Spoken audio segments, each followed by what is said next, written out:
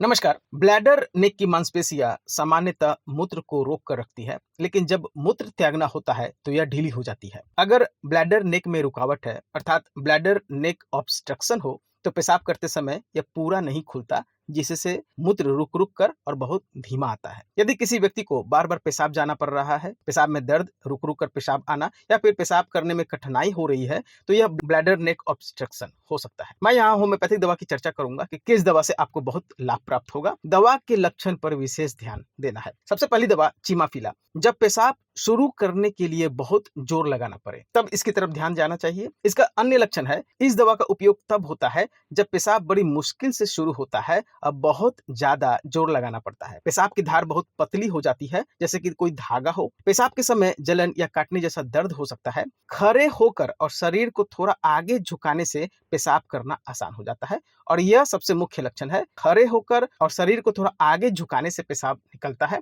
ऐसे में चिमाफिला दवा का इस्तेमाल करना है। दूसरी दवा पैरेरा ब्रावा। बहुत ज्यादा जोर लगाने पर ही पेशाब निकलता है। यह दवा तब दी जाती है जब मरीज को घुटनों के बल झुककर और सिर जमीन पर लगाकर पेशाब करनी पड़ती है। पेशाब करते समय दर्द मूत्राशय से लेकर जांघों तक जाता है। बार बार पेशाब करने की इच्छा बनी रहती है। इसका एक खास लक्षण कि पेशाब करते समय दर्द मूत्राशय से जांघ की तरफ जाएगा, और ऐसे में पैरेरा ब्रावा दवा का इस्तेमाल करना है। तीसरी दवा क्लेमेटिस इरेक्टा। जब पेशाब की धार बहुत कमजोर हो, यह दवा पेशाब की धीमी और रुक रुक कर आने वाले धार के लिए दी जाती है। कभी कभी पेशाब बूंद बूंद करके आता है।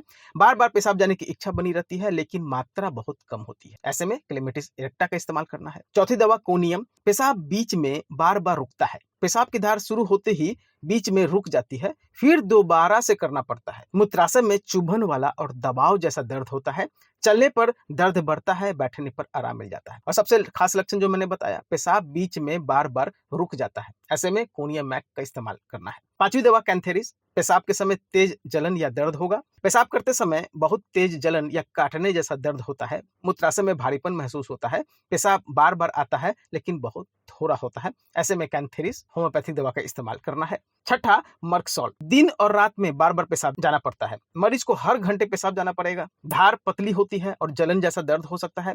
पेशाब रोकने में परेशानी होती है और मूत्राशय को छूने पर दर्द होता है। मर्कसॉल होम्योपैथी में मूत्राशय को छूने पर जरूर दर्द होगा, और साथ में मैंने जो लक्षण बताया है वह तो रहेगा ही। तो ऐसे लक्षण में मर्कसॉल का इस्तेमाल करना है। सातवां दवा सीपिया। पेशाब करने की अचानक तेज इच्छा होती है। पेशाब की इच्छा अचानक होगा और इतना तेज होगा कि तुरंत ना जाए तो पेशाब निकल पड़ेगा। पेशाब करते समय दर्द हो सकता है और पेशाब की गंध बहुत तेज हो सकती है। मूत्राशय हमेशा भरा भरा लगता है और पेल्विक के नीचे खिंचाव जैसा महसूस होता है। तो ऐसे रोगी को सीपिया देने की आवश्यकता होती है। आठवीं दवा लाइकोपोडियम। मूत्राशय में सुई जैसी चुभन होती है। पेशाब करते समय मूत्राशय में चुभन जैसा दर्द होगा। पेशाब करने में समय लगता है, जोर लगाना पड़ता है। पेशाब ज्यादातर रात को बार बार आता है।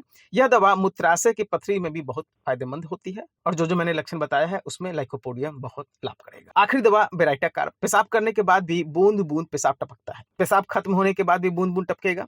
पेशाब ज्यादातर रात को बहुत ज्यादा आता है। पेशाब करते समय जलन हो सकती है और मूत्र रोकना इसमें बहुत मुश्किल होता है। तो ऐसे रोगी को बेराइटा कार्ब का इस्तेमाल करना है। किस पावर में पोटेंसी में, इसका जिक्र मैंने इसलिए नहीं किया है। रोग कितना पुराना है, एक्यूट है, क्रॉनिक है, रोगी कितना सेंसिटिव है, इसके आधार पर पोटेंसी का चयन किया जाएगा। इसलिए मैंने मुख्य दवा बता दिया है कि किन किन लक्षण में किस दवा का इस्तेमाल करना होता है। आशा करता हूं आपको यह वीडियो मेरी पसंद आई होगी। वीडियो पसंद आए तो प्लीज मेरे चैनल को सब्सक्राइब करें और वीडियो को लाइक करना भी ना भूलें।